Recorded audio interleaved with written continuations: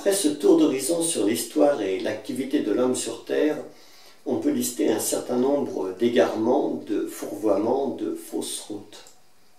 Tout d'abord, les schémas économistes.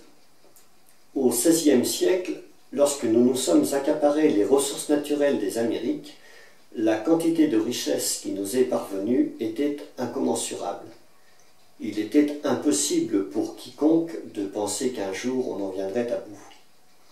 Les schémas économistes ont donc considéré les ressources naturelles comme flux, il n'y a qu'à taper dedans.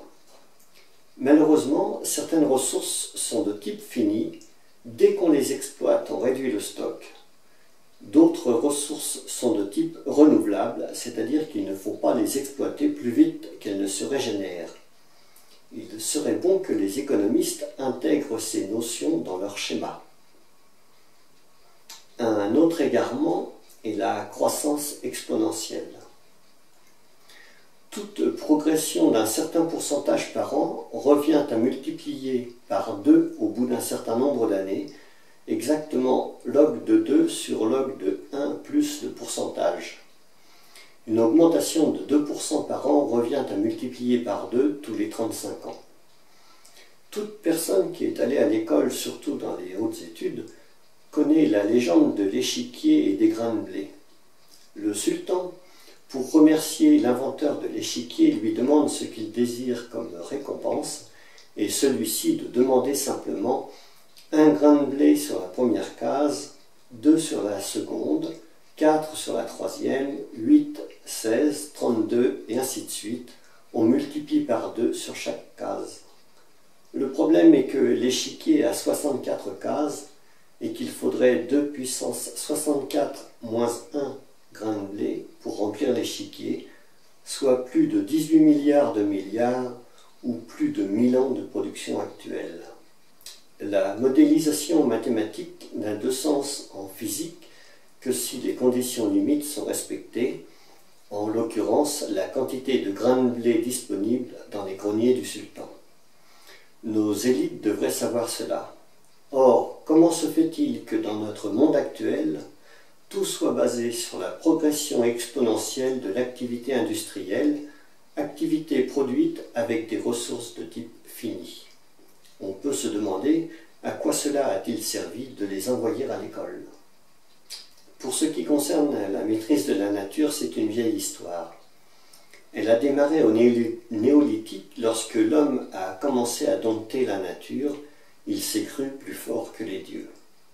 Ça s'est amplifié avec l'ère industrielle où il a percé des tunnels, creusé des canaux, lancé des ponts, modifié la nature à son bon vouloir avec ses machines. Le summum est atteint actuellement avec le réchauffement climatique et le soi-disant effet de serre.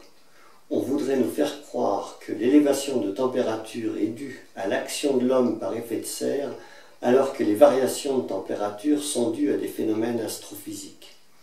Les variations de température sont toujours antérieures aux variations de gaz à effet de serre, et c'est donc la variation de température qui est la cause de l'effet de serre et non l'inverse. S'il y a confusion entre cause et effet, on peut se demander de quelle intelligence sont pourvus les savants du GIEC. Pour en revenir à la maîtrise de la nature, les catastrophes naturelles devraient ramener l'homme à un peu plus d'humilité, là encore.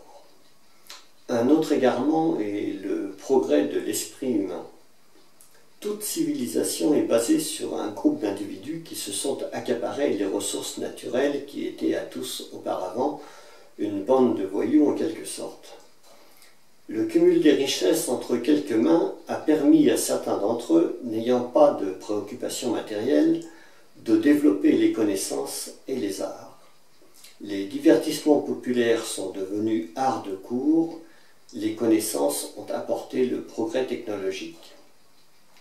De là à assimiler progrès technologique avec progrès de l'esprit humain, il n'y avait qu'un petit pas à franchir, ce fut vite fait. Il n'en fallait pas moins pour que la civilisation devienne vertueuse alors qu'elle était née d'une bande de voyous. Nous sommes néanmoins aujourd'hui dans une société où nous avons d'un côté le vertueux et de l'autre le méprisable. le civilisé face au sauvage ou primitif, le lettré face à l'analphabète, l'artiste face au saltimbanque, le citadin face au pecno. Pourtant, personne ne peut démontrer en quoi un civilisé est meilleur qu'un primitif, suivant quels critères définis par qui. Il n'empêche que dire d'un individu qu'il est évolué a une connotation valorisante, alors que l'évolution n'est rien d'autre que la modification dans le temps sans jugement de valeur. Le civilisé aurait-il des leçons à donner aux primitifs? S'il est possible et facile de mesurer le progrès technologique, mesurer le progrès de l'esprit humain reste un exercice périlleux. Si l'esprit humain a tant progressé, comment se fait-il que les 7 péchés capitaux soient toujours au hit-parade? Il y a quelque chose qui cloche indubitablement. Ouvrons une petite parenthèse pour rappeler que les Gaulois refusaient l'écriture. Un homme doit savoir par cœur ce dont il a besoin pour vivre. À leur époque, les Gaulois étaient champions du monde de la métallurgie avec une organisation très sophistiquée. À méditer. Fermons la parenthèse. Je souris car je connais la fin du film. Nous la verrons à la prochaine vidéo. Et je me demande à quoi l'homme va-t-il pouvoir assimiler le déclin technologique qui s'annonce. Ce sera la revanche du pecno. Je vous remercie de votre attention et qui que vous soyez, je vous salue.